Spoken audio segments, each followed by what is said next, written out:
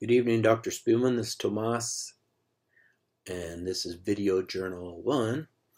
Um, so I wanted to discuss with you actually two individuals that I will do functional behavior assessments on because both of them are exhibiting really challenging behaviors, and well, what the heck, I need the practice, right? So I'll definitely want to do functional behavior assessment plans for both of them and try to get a handle from my perspective on, what the antecedents are, what the behaviors are, and sort of what the consequences, that kind of thing.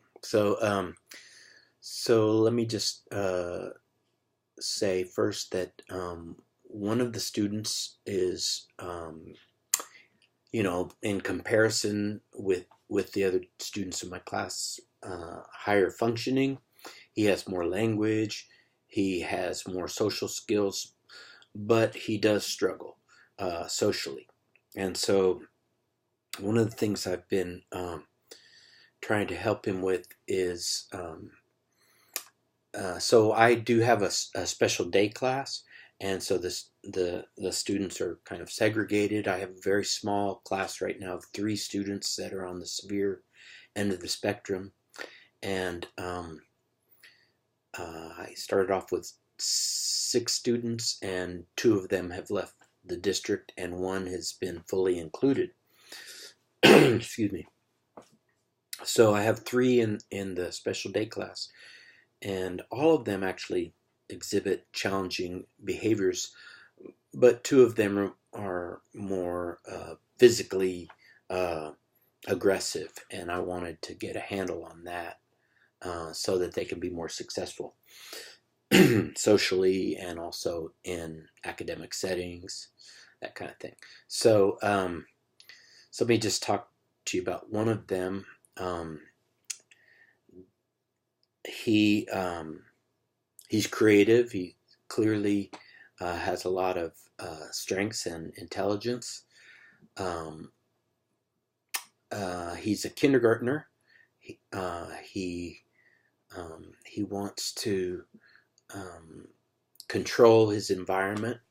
And when I first met him, he was having a lot of trouble sharing. So if anybody he'd be playing trains or something like that, and he'd see someone touch something else that he wanted control of, and he would dive on the person or dive on the thing that they were playing with, and kind of scream like that.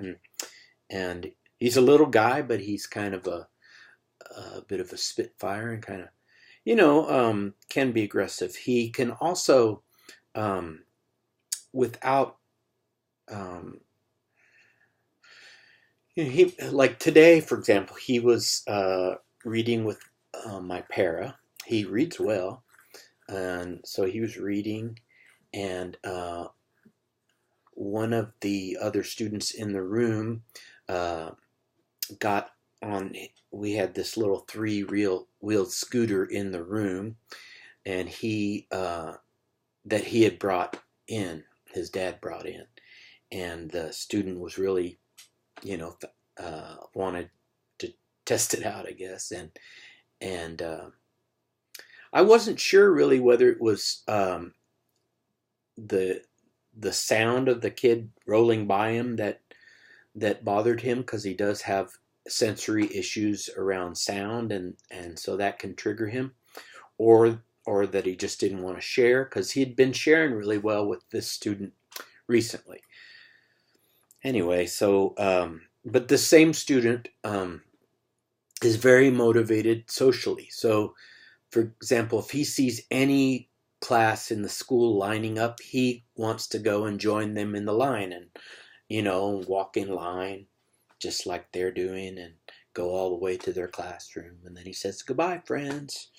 And then he can develop fascinations with certain students, and so there's this little girl that, actually this trio of 3 girls that he wants to play with, and one of them holds a special fascination.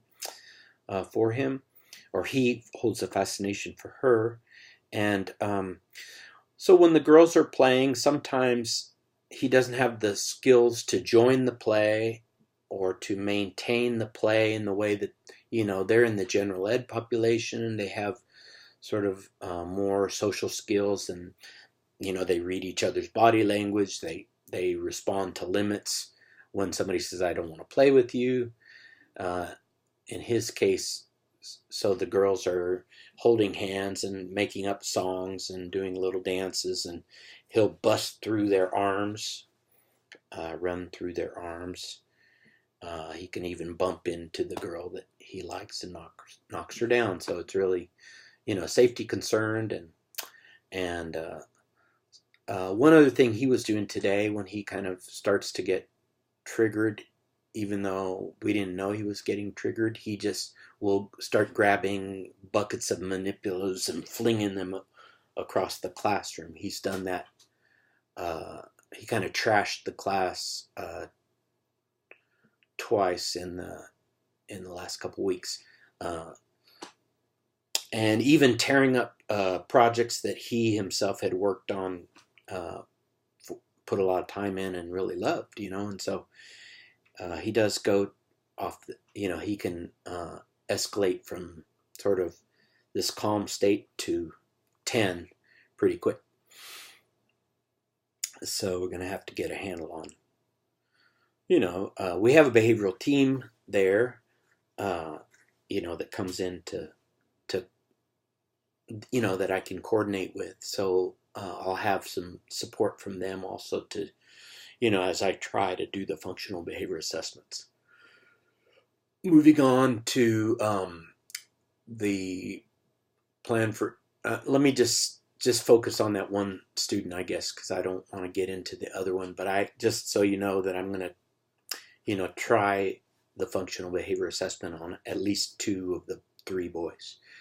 And then also the plan for interviewing the speech and language pathologist. I really look forward to doing this.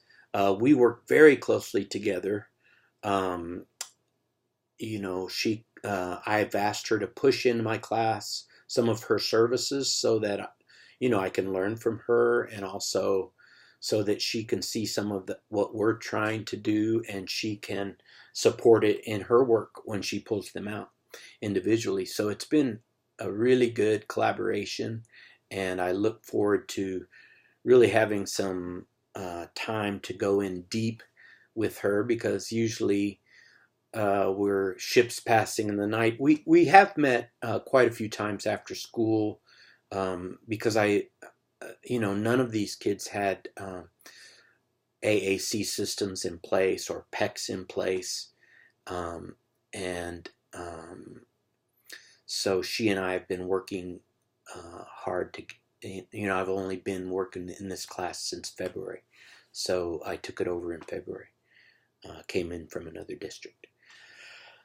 So basically I will interview her, and I would like to observe her actually working with the kids that are using the AAC systems, coordinate and show her, like I was programming into one of their AAC systems, the words, or some of the pictures and vocabulary from pattern texts that I'm working with, reading with them. And so the idea is that they could have book talks, right, about books using their AAC system, since they don't have, they're not able to speak very much or answer questions. But now with the AAC device, I'm finding that we can carry on a conversation about a book. And so so I want, I'd like for her to observe that, and I would like to observe her working with the AAC device, and sort of piggyback, support her work and have her support mine. Also in the goal writing that we're doing, we have been already coordinating. Like, for example, she likes to work on who, what, when, where, and how questions, and that fits right into helping kids with reading and writing as well. So, uh, even kids that are on the severe end of the spectrum, I'm finding that uh, we can, for example, use pictures of activities that they enjoy. Um, I have the family send a lot of pictures from home, and then we start to build language around their experiences that they've done in these, uh, both video and photographs that we've been getting from home, and also kind of following them around the school and recording them doing, either photographing them or recording them doing preferred activities. It does lend itself to building language that we can also put into their communication systems. So I think basically I'll set up I'll talk to her when I get back off the surgery next week, and I'll set up. We'll continue our ongoing collaboration, but I'll set up a longer period of time for us to do the interview. Sorry, I just noticed I went over 10 minutes. I hope you won't grade me badly. Sorry. Bye.